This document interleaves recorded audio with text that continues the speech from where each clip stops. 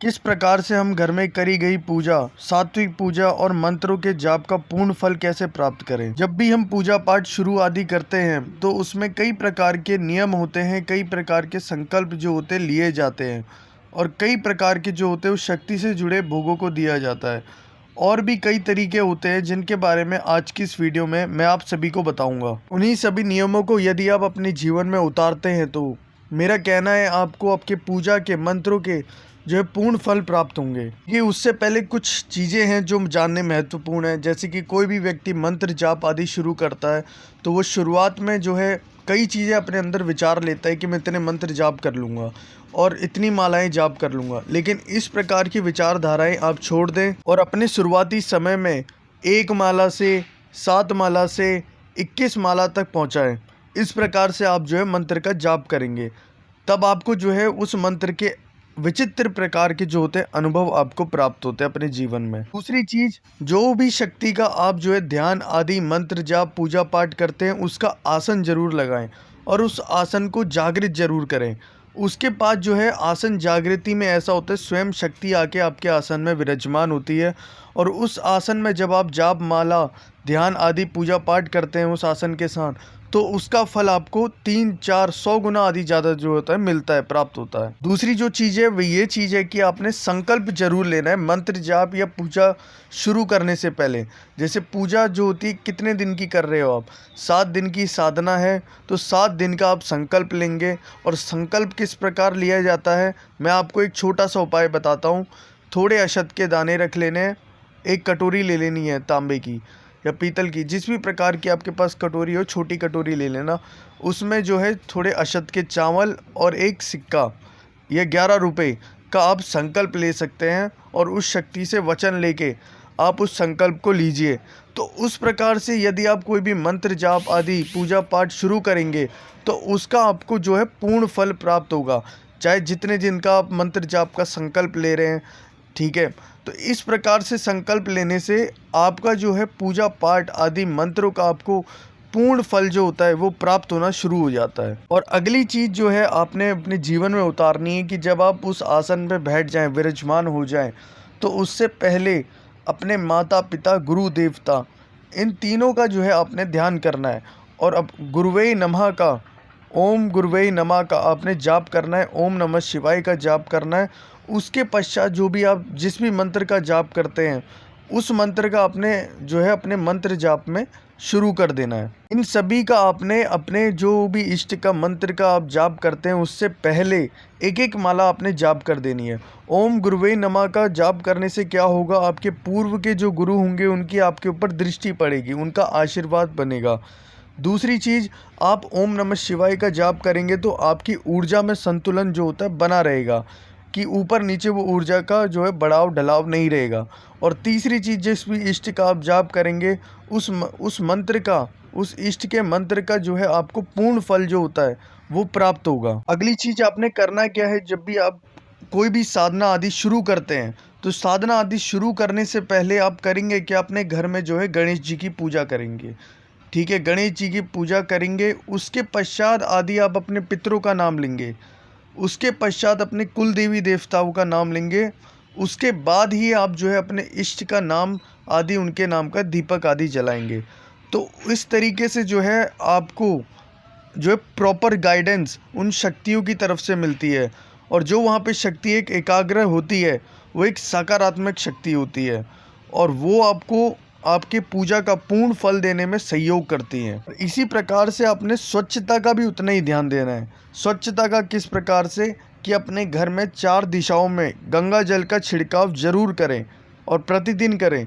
इस प्रकार से 4 दिशाओं में छिड़काव करने से क्या होता है, 4 दिशाओं से छिड़काव करने से किसी भी दिशा में अगर नकारात्मकता हो तो वो नकारात्मकता स्वतः ही खत्म हो जाती है और वहाँ से चली जाती है।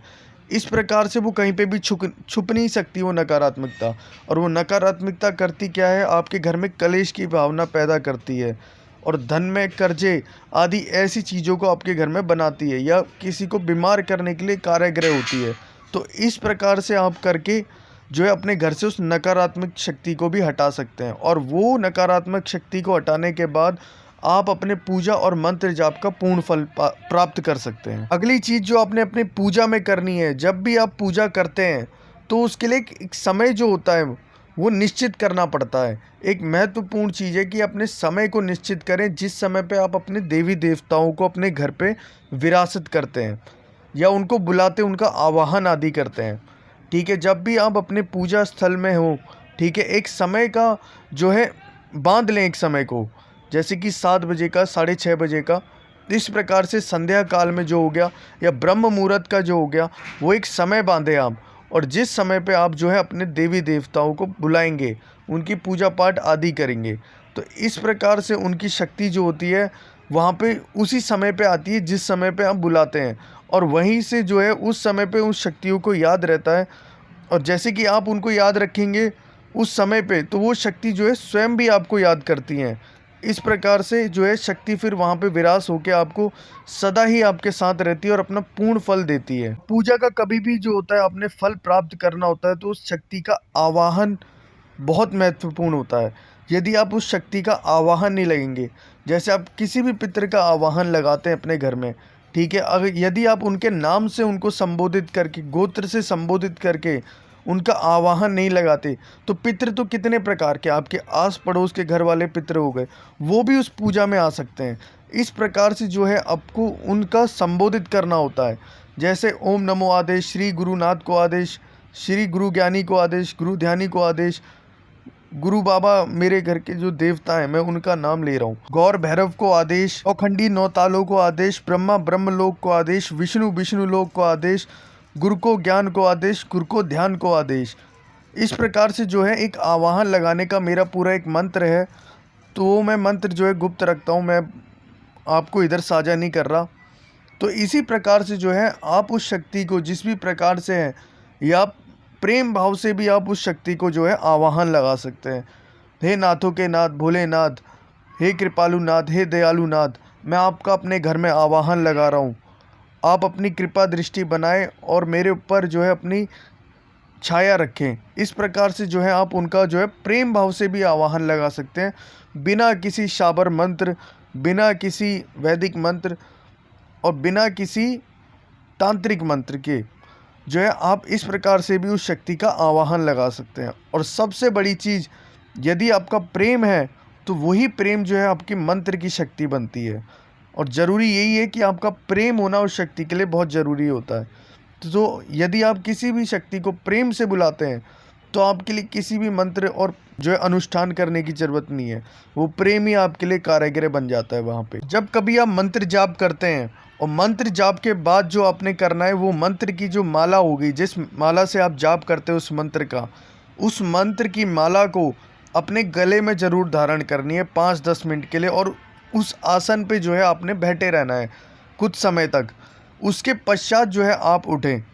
तो इस प्रकार से उस मंत्र की ऊर्जा जो होती है, वो स्वयं जो होती है, उस माला में जो ऊर्जा होती है, वो ऊर्जा आपके अंदर जो होती है समा जाएगी। वो ऊर्जा समाने के बाद आपको उस मंत्र का अनुभव और ज़्यादा होता है। यदि आप में से कई लोग होंगे अपनी कुल शक्ति को पूजते होंगे, कुल शक्ति की साधना करते होंगे, तो यदि आप कुल शक्ति की साधना करते हैं तो अपनी घर की जोत में ज़रूर, ज्योति सिंदूर होता है ना, लाल सिंदूर जो होता है, उस सिंदूर को ज़रूर डालें।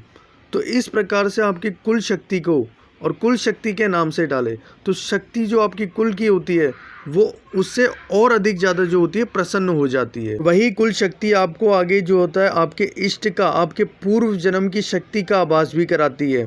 और जो होती है वो शक्ति जो होती है कुल शक्ति, वो पूरी फलदायक होती है आपके लिए और एक सिद्ध मानी जाती है। जब कभी आप पूजा करते हो तो अपने पूजा स्थान पे ये चेक कर ले कि जिस जगह पे आप बैठे हो और आपका मुंह जो है या पूर्व या उत्तर की दिशा की तरफ होना चाहिए, क्योंकि पूर्व और उत्तर की दिशा में देवी देवताओं का वास होता है। इसी तरीके से यदि आप ये उपाय अपने जीवन में पूजा पाठ में और मंत्र जाप में अपनाते हैं तो आपको आपकी पूजा पाठ का पूर्ण फल प्राप्त होगा। धन्यवाद मेरी इस वीडियो से जुड़े रहने के लिए। कृपया मेरे इस चैनल को लाइक शेयर सब्सक्राइब जरूर करें। जय माँ कालिका, जय बाबा भैरवनाथ की।